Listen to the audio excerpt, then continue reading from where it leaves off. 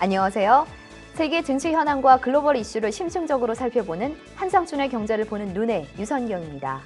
어제 뉴욕 증시 발표된 지표가 부진하면서 조금 주춤했지만 후반에는 실적 그리고 벤 버냉키 의장의 효과 덕분에 지표 부진을 압도하면서 상승에 마감했습니다. 더 자세한 내용 살펴보겠습니다. 장윤정 캐스터.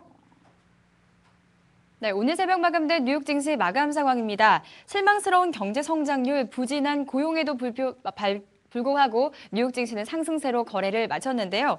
오히려 이런 부진한 경제 지표가 연방준비제도의 긴축을 지연시킬 것이다라는 이런 기대감으로 다우와 S&P는 3년 만에 최고치를 기록하면서 거래를 마쳤습니다. 오늘 새벽 마감된 주요 지수 마감 종가부터 확인하겠습니다.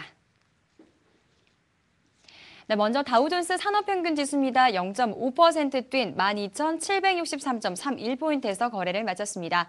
나스닥 지수는 0.09% 아주 소폭 올랐는데요. 2,872.53포인트 기록했습니다. 마지막으로 S&P 500 지수 0.3% 뛴 1,360.48포인트에서 거래를 마쳤습니다. 뉴욕 증시는 장 초반 혼조세로 출발을 했습니다. 단기 급등에 대한 부담감이 있었고 또 경제 지표가 부진한 것으로 나타나면서 좀 투자 심리가 위축되는 모습을 보이기도 했습니다. 발표된 1분기 GDP 1.8% 증가하는 데 그쳤습니다. 주간 신규 실업수당 청구 건수는 40만 건을 여전히 웃도는 것으로 나타나고 있습니다. 그러나 이 같은 경제지표 부진, 버냉킹 효과가 희석을 시켜주셨다라고 보시면 되겠는데요. 버냉킹 의장이 고실업과 고유가 그리고 주택 부문 침체가 미국 경제를 괴롭히는 고질적인 이 최악의 조합이다라고 말을 했습니다. 하지만 긴축은 당분간 없을 것이다라는 이런 메시지도 던진 바가 있습니다. 따라서 이런 지표 부진이 긴축을 좀 더 미룰 것이다라는 이런 기대감으로 해석이 되면서 증시에는 긍정적인 호재가 됐습니다. 그리고 아울러 다우케미컬의 실적이 크게 개선된 것으로 나타났고 M&A 소식도 증시에는 호재로 작용을 했습니다. 이에 대해서 다우지수 30개 종목 중에 23개가 일제히 상승하는 모습을 보였습니다. 이 가운데 보잉과 듀퐁이 2에서 3% 이상 오르면서 다우지수 상승의 견인자 역할을 했습니다.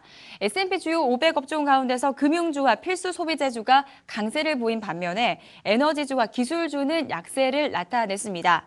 반면 화학업체 다우케미컬은 플라스틱 수요 증가에 힘입어서 1분기 실적이 개선된 것으로 나타나면서 오늘장의 상승에 도움을 준 것으로 보입니다. 반면에 기술주는 전반적으로 부진한 것으로 나타났습니다. 네, 한편 M&A 관련 소식도 주가 상승에 힘을 보탠 모습이었는데요. 네, 정유업체 엑셀론은 경쟁사 인수를 발표하면서 1.6% 상승을 했습니다. 그리고 뉴욕 증권거래소 유로넥스트 1분기 실적이 개선된 것으로 나타나면서 증시 상승으로 거래를 마쳤습니다. 지금까지 뉴욕 증시 마감 상황이었습니다.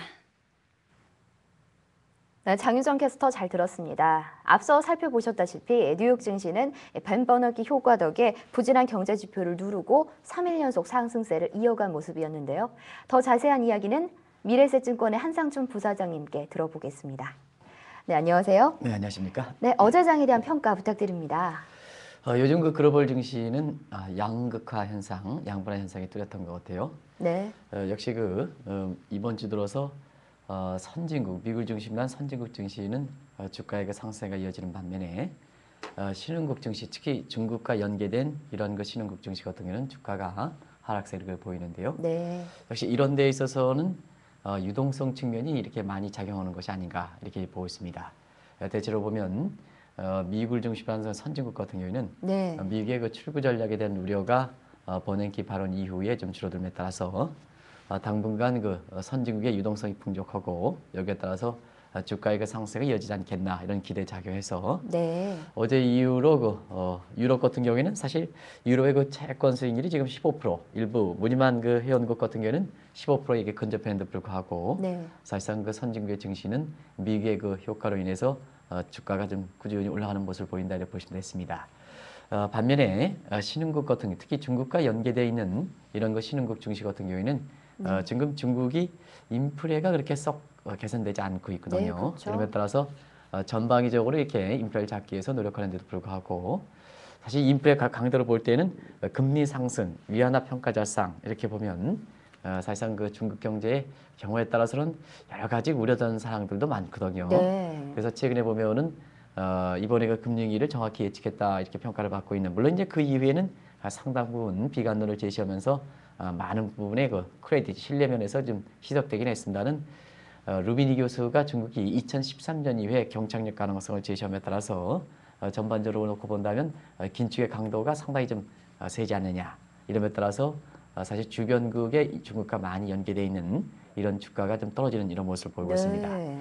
이런 것은 질서적인 측면에서 미국과 그 다음에 그 중국 중심의 체제가 인접국에 어떤 영향을 미치는가 하는 것을 잘 보여주는 대목이긴 하겠습니다는 네. 최근에 경기 순환 사이클상의 이렇게 차이로 인해서, 다시 말하면 과거에는 신흥국들이 그 선진국에 많이 의존되기 때문에 세계 경제 사이클이 이렇게 경기 순환상의 지역별로 그 격차가 나타나지 않는데도 불구하고 네. 이번 위기 과정을 거치면서 신흥국들의 위상이 워낙 높아졌기 때문에 신흥국들은 경기 사이클상 좀 정점을 지나서 정점 초반에 인플레 같은 이런 후유증을 겪고 있습니다는 선진국 같은 경우에는 당초 예상보다는 경기가 좀 회복이 더듬에 따라서 지금 같은 이런 주가의 모습을 보이는 것이 아닌가 생각합니다. 네. 잘 아시겠습니다는 경기가 정점을 지날 때는 주가의 상승세가 둔화되거나 오히려 이후에 나타날 경기 둔화를 생각해서 주가가 떨어지는 이런 모습이 지금 신흥국에서 나타난 데 반해서 네. 선진국 같은 경우에는 저점을 통과하면 사실상 증시에 있어서는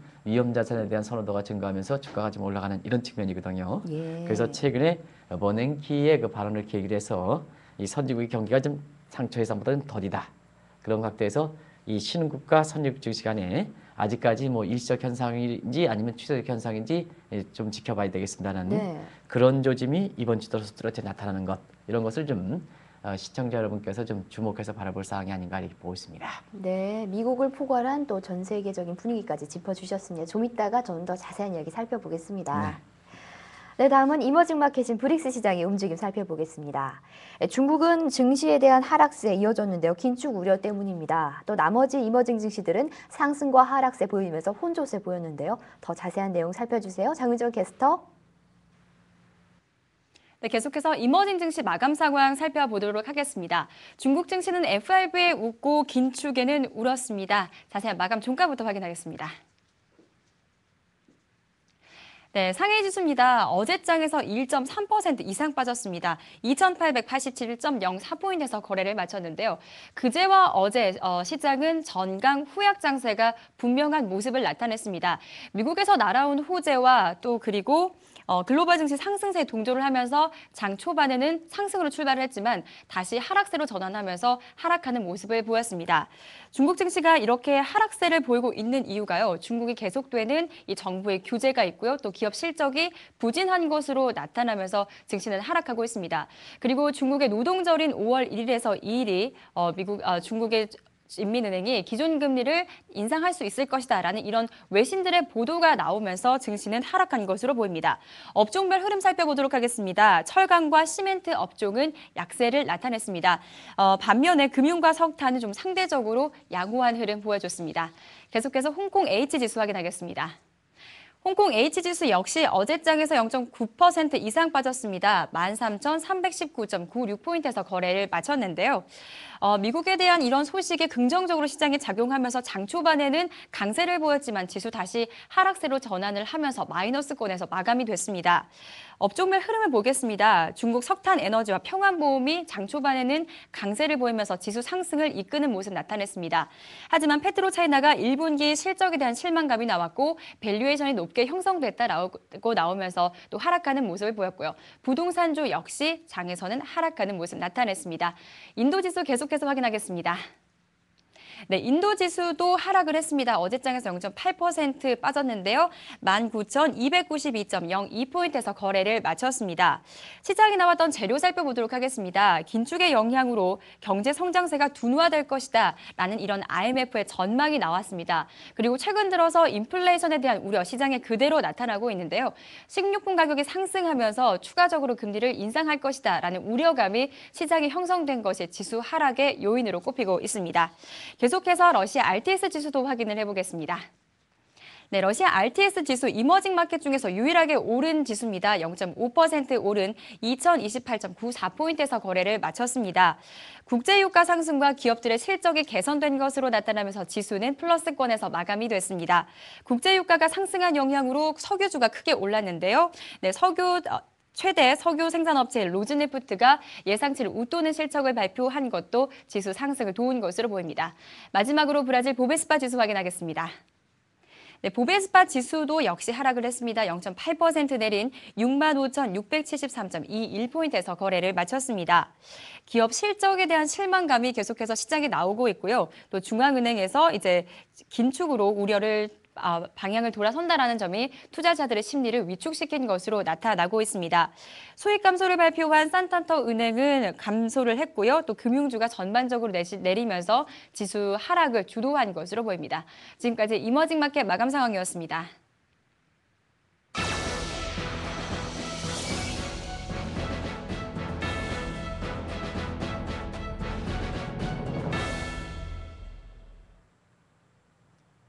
또 하나의 관심이 됐던 미국의 1분기 경기 성장률이 발표됐습니다. 네, 그간 버냉키 의장의 기자회견을 통해서도 2%를 밑돌 것이란 그런 견해가 나오긴 했습니다만 실제 발표치는 1.8%로 당초 예상보다 더 낮게 나왔습니다. 이에 따라서 미국을 포함한 글로벌 경기가 또다시 더블딥에 빠지는 것이 아니냐 이런 우려가 나오고 있는데요. 그래서 오늘은 이에 대한 이야기 나눠보겠습니다. 오늘의 주제는 글로벌 경기 논쟁, 더블딥이냐, 소프트 패치냐인데요. 궁금하신 분은 질문 주시기 바랍니다. 계속해서 한상중 부사장님과 이야기 나눠보겠습니다. 네, 부사장님. 네네. 네, 먼저 1분기 미국 경제 성장률 어떻게 나오는지부터 정리해 주시죠. 주책은 낮게 나올 것이다 하는 것을 네. 말씀드렸습니다는 그런 그 예상치보다 더 낮게 나온 것이 1분기 성장률이다 이렇게 보시면 되겠는데요. 네. 말씀해 주셨다시피 1분기 성장률 1.8%. 미국은 이제 통계 방식이 우리와 좀 다른 게 네. 전년 동기 방식이 아니라 정기비 연율 방식이다 하는 것은 잘 아실 거로 생각하는데요. 네. 1.8%면 이게 어떤 성장률인가 하는 것을 전기비 대비하기 때문에 한번 직전 분기는 지난해가 4분기 성장률을 대비해 보면 한 3.1% 정도에서 1.8%면 시청자분께서 한번 그림을 그려보시기 바랍니다. 네. 3.1%를 이렇게 높게 놓고 네. 1.8%면 거의 수직으로 떨어지는 모습을 볼 겁니다. 이것이 이제 장 초반에 미국 증시에 부담이 됐다 이렇게 보시면 되겠고요. 네. 또 한 가지 주가에 반영할 때 항상 기업들의 실적이 이게 예상치가 높게 나오더라도 그 실적치가 그보다 더 높게 나오지 않으면 네. 주가가 올라가기 힘들거든요. 그래서 네. 이제 보통 어닝 서프라이스다 이런 표현을 쓰는 것도 예상치보다 얼마큼 높게 나오느냐 이게 이제 중요한데요.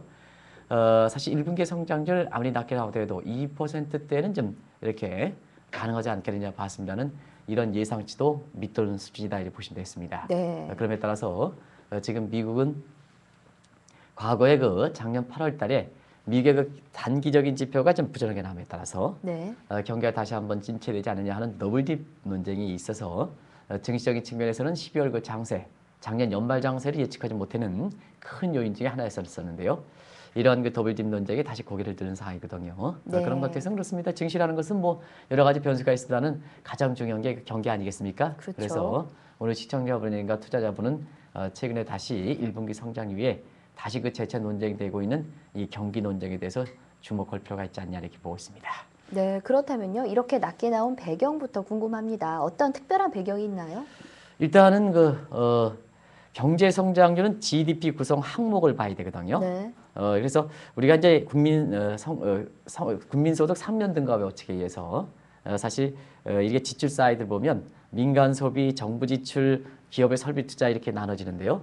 그 중에서도 기업의 설비 투자는 미국 기업들이 앞으로 질적으로 괜찮을 거로 이렇게 보는 것은 미국의 기업가들이 그 좀 창조적 파괴 정신을 발휘해서 네. 미국의 그 불확실한 요인에도 불구하고 설비 투자는 많이 증대돼서 중장기로 미국 경제가 건전할 것이다 하는 것을 이렇게 보여주고 있습니다는 네. 단기적으로 이렇게 성장률이 떨어진 데는 역시 GDP의 그 70%를 차지하는 민간 소비, 그 다음에 요즘 그 재정 적자 문제 관련해서 가장 이렇게 스포트라이트를 받고 있는 정배 지출 이 문제에 네. 문제가 있었기 때문에 그렇다 이게 보시면 되겠거든요. 그런 관점에서 GDP의 그 70%를 차지하는 민간 소비가 작년 4분기는 4%대였습니다.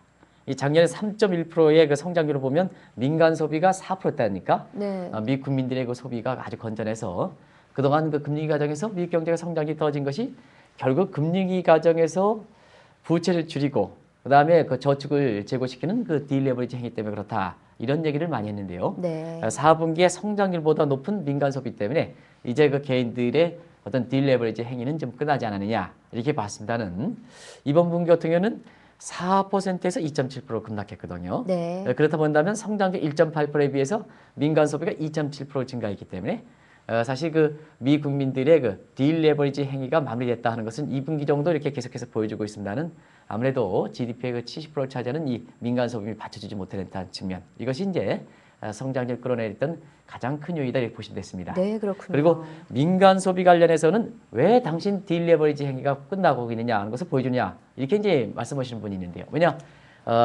작년 그 4분기에 4%고 지금 2.7%는 소비가 둔화되지 않았느냐 이렇게 네. 이제 보면 개인들의 그 딜레버리지 행위 다시 말하면 부채를 감소하고 저축을 그 제고시키는 이 행위가 다시 나타난 게 아니냐 생각하는데요. 그렇지는 않습니다. 왜냐하면 민간 소비가 이렇게 둔화된 데는 고유가 부담 때문에 미국에서 이제 저희들이 그 이렇게 활동할 때 보면 자동차에 관련된 지출이 이 민간 소비에 굉장히 큰 비중을 차지하거든요. 네. 미국이라는 나라는 뭐냐면 이렇게 사실 그 뚜벅이 이 편이 적정할지 모르겠습니다만 이 자동차가 없으신 분들을 미국에서는 이제 뚜벅이다 이런 얘기를 하는데요. 네. 이 뚜벅이가 가능하지 않는 생활 거리 공간 있지 않습니까? 그렇죠. 그래서 뭐든지 그 자동차와 관련해서 전부 이렇게 하는데요. 네. 그래서 민간 소비에서 차지하는 비중이 자동차와 관련된 부분이 굉장히 많습니다. 그래서 고유가에 따라서 이 자동차 지출이 감소했던 것이 전반적으로 미국의 그 국민 소득에서 70%를 차지하고 있는 민간 소비를 떨어뜨렸다. 이렇게 보기 때문에 제가 말씀대로 지금 가장 관심사인 미 국민들의 그 딜레버리지 행위는 어느 정도 마무리됐다 하는 것을 말씀드리는 겁니다. 그래서 계절적 요인이긴 하지만 또 버냉키 의장의 표현을 보면 어제 그 강조했던 고유가에 대해서 네. 이게 일시적 현상이다 아니냐 이것에 그렇게 했던 것도 바로 이 대목 때문에 그렇다 이렇게 보시면 됐습니다. 네. 그리고 재정 지출적인 측면에서 보면 아무래도 미국에서는 재정 지출에서 가장 많은 비중을 차지하는 게 국방비 지출입니다. 요즘 그 국방비 지출 관련해서는 네. 사실 과거의 그 공화당 행정부 특히 부시 행정부라면 스트롱 아메리카 스트롱 달러 정책을 하면서 제스민 형만과 같은 이런 1·4분기 사건이 잇따라졌을 때는 국방부 지출이 대거 늘었을 겁니다. 네. 그러나 오바마 행정부 입장에서는 재정 적자, 그 다음에 그 국가 채무의 어떤 이런 문제를 들어서 국방부 지출이 대폭 삭감한 거로 나오고 있거든요. 네. 그래서 정부 지출도 이렇게 지난 4분기에 비해서 낮아지니까 결국 민간 소비 떨어져, 정부 지출 떨어져, 기업의 설비가 증가하더라도 성장률은 3.1%에서 1.8% 떨어졌다 이렇게 보시면 되겠습니다. 가장 큰 이유는 민간 소비, 그중에서 고유가에 있다는 자동차 지출이 감소, 그리고 재정 지출 사이드에서는 재정 적자 문제 때문에 국방부 지출 삭감, 이 네. 문제가 결국은 4분기에서 1분기의 성장률을 3.1%에서 1.8%로 끌어내린 가장 큰 배경이 됐다 이렇게 보시면 됐습니다. 네, GDP가 예상보다 낮게 나왔던 배경 잘 설명을 들었는데요. 그렇다면 더블딥에 대한 우려 지금 나오고 있습니다. 사실 지난해 8월에도 더블딥에 대한 우려 많이 있었는데요. 아무래도 이 더블딥 논쟁에는 두 가지 축이 있을 것 같은데 어떠한 양립이 지금 이루어지고 있는지요? 지금 1분기 성장률이 당초 예상보다 둔하게 되는 데 따라서 네. 지금 더블딥과 소프트 패치 간의 논쟁이 다시 나타나는데요. 잠시 그 더블딥과 소프트 패치에 대해서 잠시 말씀드릴게요. 네. 이 더블딥이라는 것은 지금 미국 경제의 회복세를 보이는 것이 일시적 현상이라는 겁니다. 회복이 일시적 현상이라는 겁니다. 네. 그러면 1분기 성장이 떨어지는 걸 계기로 해서 다시 성장이 떨어지는 것은 침체 국면으로 다시 본래 위치로 온다는 얘기입니다. 그렇죠. 그렇기 때문에 그래서 소여물통의 경기의 낮은 점이 두 개 형성됐다. 여기서 더블딥이라 하는데요. 통상적으로 한 나라 경제가 더블딥 빠지면 장기 침체를 예고한다. 그래서 증시도 별로 그렇게 재미가 없다. 이렇게 시사점을 던져준다. 이렇게 보시면 네. 됐습니다. 그리고 이 소프트 패치라는 것은 경기가 회복 국면에 놓여 있다가 지금 1분기 성장률인 것처럼 이렇게 지표가 낮은 것이 일시적 현상이라는 겁니다. 그럼 일시적 현상이 다시 이렇게 본래 위도가 된다면 침체 국면이나 경기 회복 국면에 들어간다는 얘기거든요. 네, 그런 그렇죠. 것이 완전히 그 차이가 있다 이렇게 보시면 되는데요. 사실상 작년 같은 경우에는 작년에 국내 그 경제 전문가라 하는 사람들이 8월 달에 미국 경제 지표가 부진한 것을 더블딥이라 있고 연말 장세를 예측하지 못했던 것이 크다 하는 것을 말씀드리는데요. 이 방송을 통해서 그때는 주간 단위 방송이긴 하지만 그때 당시에 이 미국 경제의 그 지표가 부진한 것은 더블딥이 아니라 소프트 패치다. 그래서 본래 위치로 간다면 회복권에 놓여 있느냐. 네. 회복권에 놓여 있으면 미국 증시는 살아난다 하는데요. 작년에 그 공교롭게도 11월 이후에 미국 증시가 강하게 반등했고 이 증시를 예측하느냐 못하느냐에 따라서 작년에 그 주식 투자의 그 실적을 가름했거든요. 네. 지금 차례에서 보면은 1분기 성장률이 둔화된 것을 계기로 해서 지금 WD가 소프트 패치 논쟁이 지금 일고 있는데요. 네. 사실상 그렇습니다. 정작 경기의 그 전망하고 있는 FRB 같은 경우는 물론 이제 성장률이 1분기 성장률이 1.8% 떨어져서 종전에 예측했던 올해 경제 성장률 3.4에서 3.9%를 3에서 3.1% 떨어지긴 했지만 하향 조정했겠지만 시청자 여러분과 투자자 여러분이 저랑 같이 이렇게 생각해야 될 것은 1분기 성장률이 1.8% 떨어졌다면 네. 사실상 2분기의 성장률은 올해 연간 성장률 FRB가 전망한 대로 3.1%에서 3.3% 나오기 위해서는 어떠냐? 2분기에는 대부분 다 3.5% 이상은 나와야 됩니다. 네. 그걸 전망하거든요. 그런 관점에서는 2분기에는 1분기의 성장이 낮아진 것을 다시 본래 3% 이상, 미국의 잠재 성장 수준에서 3% 이상 FRB는 보고 있기 때문에 어제 끝난 버냉키 의장의 기자회견에서 네. 1분기 성장률이 낮아진 것이 일시적 현상이다. 트랜지터리, 일시적 현상이다. 보는 것도 바로 그런 측면에서 이해하시면 되지 않냐 보고요. 그런 측면에서 지금 1분기 성장률이 발표된 이후에 WD가 소프트 패치가 있는데요. 비관적인 WD가 아니라 소프트 패치에 갈 가능성이 높다. 그래서 미국 경기에 대해서는 1분기 성장이 낮았다 하더라도 그렇게 크게 우려할 바는 아니다 하는 것을 말씀드리고요. 1분기 성장률이 이렇게 발표된 직후에 지표가 낮게 나왔기 때문에 미국 증시 네. 부담이 됐습니다는 이론적으로 경기 논쟁이 소프트 패치로 이렇게 이루어지는 과정에서 사실상 주가가 다시 회복하는 모습을 보이고 있다 이렇게 보시면 됐습니다. 아까 우리 장캐스트라든가 이런 분은 기업들 실적 뭐 이런 쪽에 얘기했습니다는 그 경기 논쟁에서 어떤 쪽으로 일으키느냐 그것이 장 후반에 주가를 끌어올렸던 가장 큰 배경이었다 이렇게 보시면 되겠습니다. 네. 아, 네, 그렇군요. 지금 방금 레인보우님께서 질문을 주셨는데요. 답변 부탁드립니다. 보통 경기 변화 이후 상승이냐, 더블 딥이냐 등의 논쟁의 유효 기간이 궁금하다고 하시는데요. 어느 정도 수준이 돼야 또 어느 정도 기간이 지나야 이런 논쟁이 마무리되고 확정적으로 경기를 얘기할 수 있는지 궁금하시다고요. 통상적으로 어떤 특정한 현상이 이게 지속 여부를 봐야 되는데요. 네. 일시적 현상 가지고는 이렇게 경기를 파악하지 않습니다. 그래서 통상적으로 어떤 지표들이 2분기 연속 지속이 될 때는 경기를 파악하는 미국의 전미경제연구소 아마 지금 이제 레인보우님이라는데요. NBER이라고 이렇게 표시되는데요. 미국의 공식적으로 경기 상황을 파악하는 기관이 전미경제연구소 NBER라고 표현하고 있습니다. 네. 그래서 특정 현상이 이게 일시적인가 추세적인가 추세적이어야지 경기 판단이 되는데요.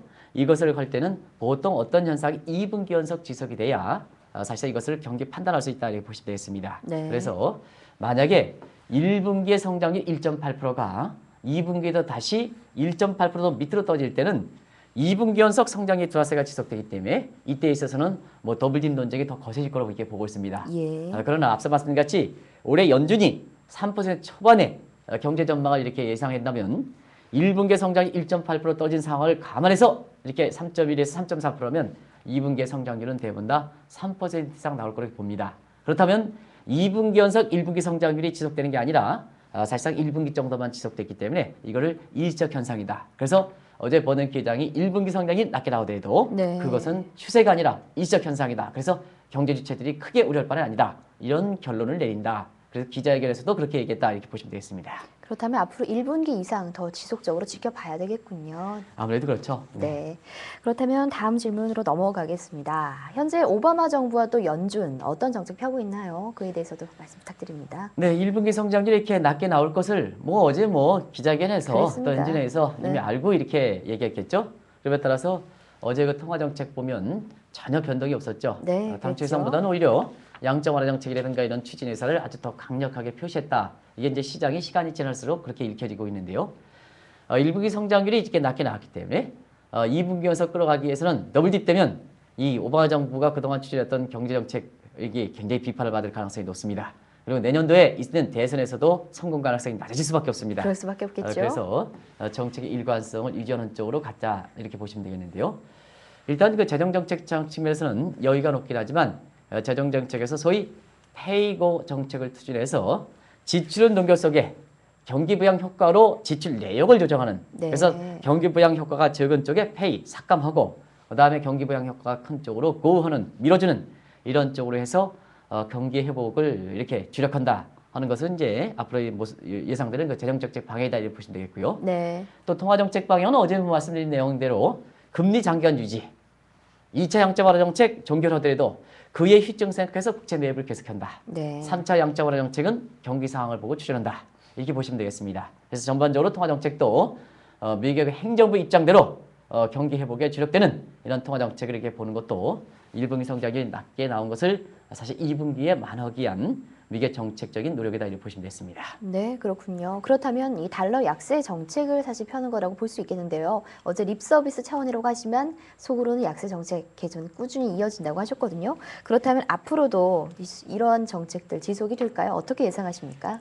네, 어제 사실 이 방송에서 가이튼이라든가 버냉키 회장이 강한 달러를 얘기했는데 당신은 왜 약달러가 지적되느냐 해서 저한테 그 휴대폰으로 전화를 주신 분이 한 분 있어요. 네. 그러나 지금은 각국의 통화 가치가 결정하는 여러 가지 요인 중에서 가장 중요한 요인이 통계기법상 팩터 어널리시스 요인 분석 기법을 해보면 각국의 금리 차가 가장 중요한 요인입니다. 그런 각도에서 보면 사실 가이튼이라든가 그다음에 버냉키 회장이 강달러가 미국의 국위가 부여했다 하더라도 실질적으로 정책적인 측면에서는 통화 정책이 이렇게 사실 금리를 올리는 것보다는 저금리 정책을 계속해서 유지하겠다는 입장이 보다 강하게 어제 비쳤던 상태거든요. 네. 그렇다면 시청자 여러분 한번 보시기 바랍니다. 자, 통화치 결정에서 가장 큰 요인이 금리 차인데 유럽이라든가 이런 국가들은 인플레에 의해서 또 신흥국 같은 경우는 인플레를 위해서 사실상 금리를 올리고 있습니다. 유럽도 금리를 올렸고 신흥국들은 이미 많이 올렸고요. 그렇죠. 이런 상태에서 미국은 사실 이번에 출구 전략이 되느냐 이 관심 속에 오히려 정책의 일관성을 저금리 기조를 유지하겠다 하면 시청자 여러분 이때는 어떻게 하시겠습니까? 저 같은 경우에는 사실 그 달러 K 자금을 주도하는 스미스 부임과 마찬가지로 미국에서 저금리를 이용해서 달러 차입을 해서 한국 같은 금리가 이미 올라가고 인플레 상황에서 금리를 더 올라가는 또 통화도 절상되는 이런 국가의 자금을 이렇게 캐리해서 파지티브 캐리할 수밖에 없거든요. 이 과정에서 달러 버리고 그다음에 국내 원화가 증가하는 이 과정에서 우리 원달러들이 어제도 1,170원 이렇게 내려가는 네. 사실 통화 가치가 절상되는 이런 모습을 보이거든요. 사실상 그렇습니다. 이런 상태에서 달러 약세가 지속됨에 따라서 오늘 새벽에 끝난 뉴욕의 시장에서 보면 달러 유로 환율이 유로당 1.48달러대로 올라가고 있습니다. 상당히 빨리 유로 가치가 강세가 되죠. 네. 미국의 금리가 낮고 유럽의 금리가 올리다 보니까 유로 가치가 이렇게 강세가 유럽 재정에도 불구하고 강세가 된다 이렇게 보시면 되겠고요. 예. 달러 인덱스 지수 같은 경우에는 버냉키 회장이 강한 달러에 대해서 발언은 그 당일 다음 날 바로 달러 인덱스 지수 주요 통화에 대해서 6개 통화인 달러 인덱스 지수가 사상 최저치까지 떨어지는 모습을 보이고 있습니다. 네. 결과적으로 보면 이 부분은 결국은 미국 정부 입장에서는 자 대내적으로 보면 재정적 척도 지금 여지가 없고 금리 통화 정책세 여지가 없는 상태에서 1분기 성장이 낮아진 네. 것을 계속해서 끌어가기 위해서 어떠냐 하면 대외적인 측면에서 달러 약세를 유도해서 미국의 수출 경쟁 증대해서 경기적인 측면에서는 대내적으로 경기 부양할 수 없는 정책 수단의 제한을 대외적인 측면에서 보완을 해야 되거든요. 그렇기 때문에 시청자 여러분한테 어제 가이튼이라든가 버냉키 기장이 강한 달러 이런 얘기 하더라도 네. 제가 이 미래셋 미디어 방송을 통해서는 지금 강한 달러 정책을 강한 달러가 될 수 있는 여건 자체는 아니다. 그리고 미국의 정부의 숨은 진짜 의도는 사실상 위험상 나타나는 강한 달러에 대한 발언보다는 대내적으로 정책 네. 여지가 상당히 제한되어 있기 때문에 달러 약세 쪽으로 상당 기간 이것을 유도할 수밖에 없다. 그런 상태에서 기업들의 실적은 2분기에도 계속해서 개선된다. 이런 결론을 내린 거거든요. 그런 측면에서 사실상 과거보다는 가이튼이라든가 버냉키 기장이 훌륭한 사람이긴 하지만 미국의 의상을 받쳐주지 못한다는 의미입니다. 미국의 의상이 떨어지다 보니까 정책 단계 입장도 시장의 신뢰가 떨어지는 겁니다. 그래서 어떤 분 같은 경우는 해설할 때 버냉키 기장이 강한 달러 앞으로 강한 달러 이렇게 예상한다면 이 시장에서는 그렇게 나타나지 않거든요. 시청자 여러분께서는 뭐냐면 왜 중심권이 이렇게 이동되느냐, 경제 위상이 이동되느냐, 바로 힘 있는 기관에 힘 있는 국가에 발언권이 이렇게 시장이 먹히느냐 안 먹히느냐 결정되기 때문에 그렇습니다. 네. 그래서 보다 미래에셋 미디어라든가 이런 방송을 통해서 보다 기초적인 때의 변화를 좀 염두에 두시기 바랍니다. 네. 그때 상황에 따라서 과거의 관념에서 벗어나지 못한 사람들이 립서비스 하는 사람들은 지금 이런 경기 상황이라든가 이렇게 환율 이런 것을 제대로 예측을 못하거든요. 네. 그래서 보다 기본에 충실하는 어려울 때일수록 기본에 충실하는 이런 쪽으로 해서 이렇게 주식을 봐야 또 외환시장을 봐야 아마 비교적 정확한 방향을 이긴다 하는 것을 말씀드립니다. 네, 투자자들에게도 도움이 될 것 같습니다. 그렇다면 마지막 질문 하겠습니다. 현재 단기적인 경기 논쟁뿐 아니라 중장기적인 경기 논쟁도 일고 있거든요. 어떤 것이 있는지 그리고 글로벌 경기에는 어떤 의미가 있는지 간략하게 말씀 부탁드립니다. 이 단기적에서는 더블디가 이 소프트펜이 논쟁이 있습니다는 중장기적인 차원에서는 지금 헤아리던트가 인구 통계학적 관점에서 얘기하는 네. 장기 침체론. 왜냐? 미국은 베이비 부머 세대가 소비 핵심 계층인 베이비 부머 세대가 우리보다 빨리 줄어든 상태거든요. 네. 근데 후속 계층이 지금 박지 못하고 있습니다. 우리나라도 지금 베이비 부머 세대가 은퇴함에 따라서 한국 경제의 장기적인 어려운 점을 예상하는 시각인데 같은 맥락이라 생각합니다. 네. 그리고 제레미 시길 같은 경우에는 미국의 출산율이 떨어지고 베이비부가 은퇴하더라도 인도라든가 중국의 젊은 사람들을 많이 이렇게 유입해서 적극적인 이민 정책을 할 경우에는 그러한 인구적인 관점에서 구조적 한계점을 극복하고 미국 경제가 계속해서 성장하지 않겠느냐 해서 글로벌 솔루션을 주장하는 시각이거든요. 네. 그런 것들에서 중장기적 차원에서는 장기 침체, 그 다음에 제레미 시겔이 얘기하는 연착륙 가능성 이렇게 보는데요. 네. 대체로 보면 연착륙 가능성이 상당히 높다고 이렇게 보고 있습니다. 그래서 그렇군요. 중장기적인 시각에서는 너무 세계 경기라든가 이런 측면을 비관적으로 볼 필요는 없고요. 그 다음에 증시적 측면에서는 경제가 아주 성장이 높을 때보다도 연착륙할 때가 증시는 더 갑니다. 왜냐하면 경제가 아주 잘 갈 때는 고성장의 인플레 부담이 있거든요. 그럼 인플레 부담이라는 건 뭐냐면 금리 부담이 있고 유동성 문제가 어려워진다는 얘기거든요. 그러면 주가는 뭐냐? 주가는 네. 금리와 유동성이 더 많은 영향을 미칠 수가 있습니다. 그렇기 때문에 고성장하고 인플레 부담이 있는 것보다 약간 좀 이렇게 비행기 활주로에 승객이 불안함을 느끼지 못할 정도로 이렇게 안착시키면서 인플레 부담이 없는 것이 오히려 증시적인 측면에서는 더 좋거든요. 그래서 네. 2010년대 향후 10년간은 그렇게 변동성이 확대된다 하더라도 추세적으로 보면 글로벌 증시 측면에서는 그렇게 크게 부담이 되지 않는 10년간이 되지 않겠나 이렇게 보고 있습니다. 너무 네, 비관적으로 볼 그렇군요. 필요 없다 하는 것을 말씀드립니다. 네, 그렇군요. 오늘 정말 열정적으로 말씀 많이 해주셨는데요. 정말 감사합니다. 주말 잘 쉬시고 월요일 날 또 뵙겠습니다. 고맙습니다. 고맙습니다. 네, 5월 가정의 달을 맞아 다음 주 월요일부터 3일간 이벤트를 진행합니다.